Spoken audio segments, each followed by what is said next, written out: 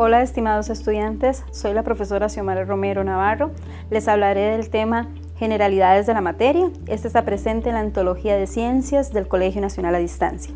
Iniciemos. Estimados estudiantes, observen los siguientes materiales.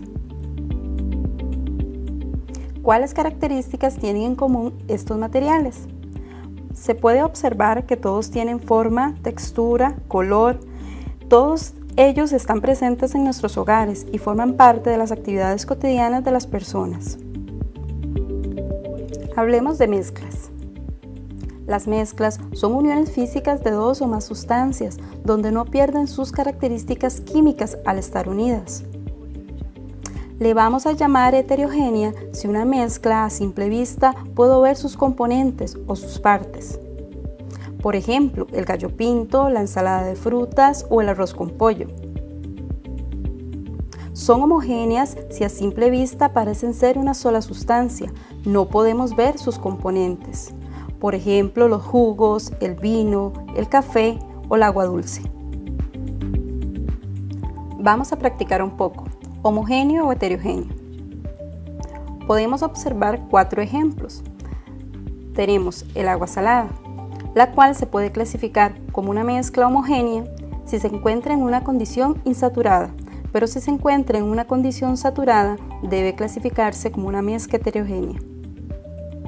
La ensalada de frutas se clasifica como una mezcla heterogénea porque yo puedo observar sus componentes. El gallo pinto puedo clasificarlo como una mezcla heterogénea también porque puedo observar los componentes que la conforman. Y el vino se clasifica como una mezcla homogénea porque yo no puedo observar sus componentes. Vamos a hablar de las mezclas homogéneas. Estas son también llamadas disoluciones. Sus componentes no se pueden distinguir a simple vista. Están formadas por 2 componentes principalmente. Disolvente es la sustancia que se encuentra en mayor cantidad, generalmente es líquida. Y soluto es la sustancia que se encuentra en menor cantidad, puede ser sólida o líquida. Por ejemplo, en una disolución donde tenemos 250 mililitros de agua más 30 mililitros de sirope, los 250 mililitros de agua corresponden al disolvente y los 30 mililitros de sirope corresponden al soluto. Es decir, que soluto más disolvente me forman una disolución. Vamos a observar el estado físico de algunas disoluciones. En la primera columna vamos a tener el tipo, en la segunda el soluto, en la tercera el disolvente y en la cuarta observaremos los ejemplos. Una disolución líquido-líquido tenemos el alcohol etílico disuelto en agua, por ejemplo los vinos. En una disolución gas líquido tenemos el dióxido de carbono disuelto en agua, por ejemplo las bebidas gaseosas, o el cloro disuelto en agua, por ejemplo el agua potable. En una disolución sólido-líquido tenemos azúcar disuelto en agua, por ejemplo el sirope, o sal disuelta en agua, como el agua salada. En una disolución líquido-sólido tenemos mercurio disuelto en plata, que nos forma la amalgama, que corresponde a calzas dentales. En una disolución gas-gas tenemos el oxígeno disuelto en nitrógeno y otros gases, que conforman el aire. En una disolución sólido-sólido tenemos el estaño disuelto en cobre, que nos forma el bronce, o el carbono disuelto en hierro, que conforma el acero.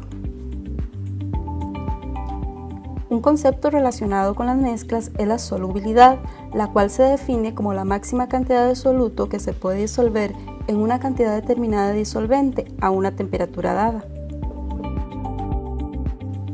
Vamos a hablar de la clasificación de las disoluciones. Tenemos las insaturadas, son aquellas disoluciones que poseen menor cantidad de soluto disuelto que el indicado por la solubilidad. Tenemos las saturadas, son un tipo de disoluciones que a una temperatura dada no pueden disolver mayor cantidad de soluto, se dice que éstas se encuentran en equilibrio. Tenemos también las sobresaturadas, esta es una disolución en la que se ha logrado disolver más soluto que el indicado por la solubilidad. Hablaremos de las mezclas heterogéneas. Estas son también llamadas mecánicas o groseras. Su composición es no uniforme y sus componentes se pueden distinguir a simple vista. Vamos a hablar de los coloides. Estos son mezclas heterogéneas en las que las partículas de uno o más componentes tienen al menos una dimensión en el rango de 1 a 1000 nanómetros, más grandes que las de una solución, pero más pequeñas que las de una suspensión. Están formados por dos fases distintas. La fase dispersa, la cual es la que se encuentra en menor cantidad, y la fase dispersante, que es la que se encuentra en mayor cantidad. Observemos algunos ejemplos de coloides: la gelatina, la neblina, el pegamento, la piedra pómez, la sangre, las piedras preciosas, la crema batida y el champú.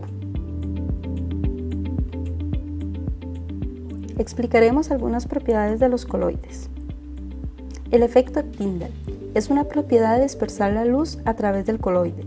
Por ejemplo, el haz de luz proveniente de los focos del automóvil cuando hay niebla, la luz solar cuando entra en una habitación con polvo. Otra propiedad es el movimiento browniano, movimiento de las partículas del coloide en forma de zigzag. Otra propiedad de los coloides es el efecto de carga eléctrica. Las partículas coloidales pueden enlazarse con partículas con ella en su superficie, originando un fenómeno conocido como electroforesis. Otra propiedad es el efecto de absorción. Se debe a gran cantidad de área superficial que tienen los coloides, lo cual les permite absorber las partículas cargadas del medio que los rodea. Después de lo analizado, podemos contestar las siguientes preguntas. ¿Por qué los coloides son importantes? Estos forman parte de muchos campos de la biología, la química, la medicina, la geología y la industria alimenticia. En nuestra vida cotidiana, muchos de los alimentos, productos de aseo personal y medicinas son coloides. ¿Consideras que es importante conocer las características físicas y químicas de los materiales? El estudio de este tipo de características es necesario, ya que los materiales que nos rodean son útiles debido a esas propiedades que poseen. Conocerlas nos permiten elegir los materiales más adecuados para la fabricación de objetos según su uso o necesidad. ¿Cuáles de ellos los observamos todos los días en la vida cotidiana? Los coloides, por ejemplo, tenemos la leche, la gelatina, las jaleas, las pinturas, algunas joyas y la piedra pómez. Dentro de las mezclas homogéneas tenemos el vino, el café, el agua dulce, los jugos y las gaseosas. Dentro de las mezclas heterogéneas podemos observar el gallo pinto, las ensaladas, el arroz con pollo, como vimos anteriormente.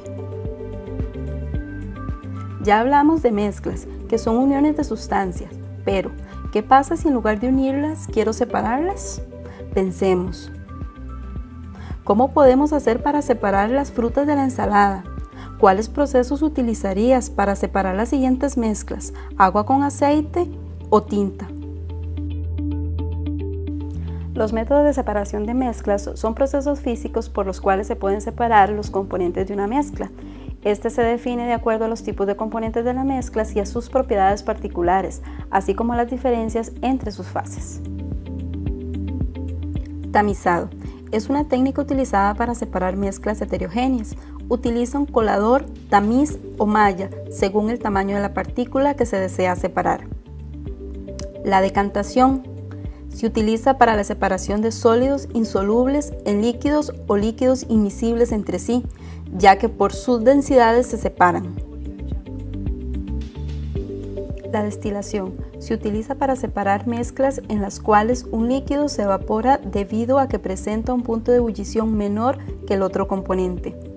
La filtración se utiliza para separar mezclas heterogéneas formadas por un sólido y un líquido mediante la utilización de un filtro que retiene el sólido y deja pasar el líquido. La cromatografía es una técnica utilizada para separar mezclas homogéneas.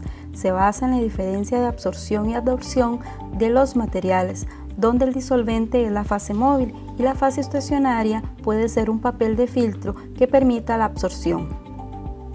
el magnetismo, se utiliza para la separación de mezclas heterogéneas utilizando un imán y que una de las sustancias sea atraída por el mismo. Centrifugado.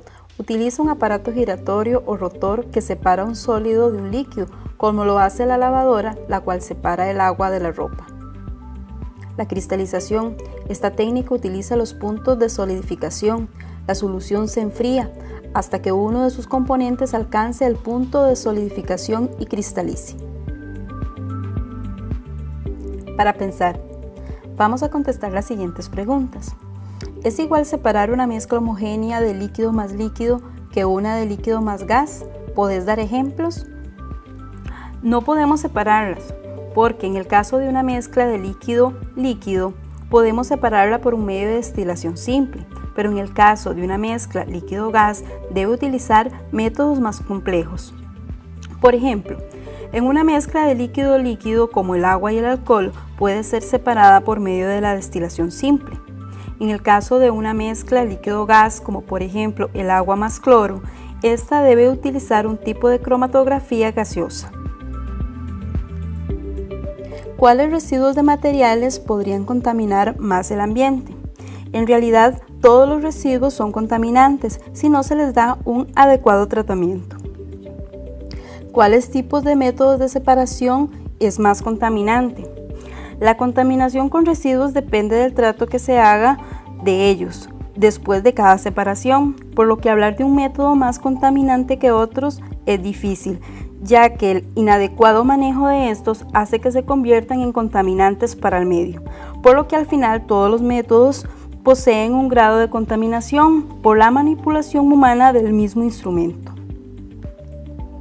¿Cuáles métodos de separación permiten recuperar el agua en su condición inicial? Podríamos decir que la destilación permite recuperar el agua en un 95%. ¿Cómo podemos aprovechar todos los componentes? Podemos aprovecharlos tratando de utilizar todos los sobrantes en otras cosas. Por ejemplo, la broza del café después de filtrado se puede utilizar en el jardín como abono para las plantas o para quitar malos olores. Es decir, que reciclar los materiales que no se utilizan en otros aspectos útiles. Estimados estudiantes, espero que esta videotutoría les sirva para una mayor comprensión del tema. Aprovechen y disfruten su aprendizaje.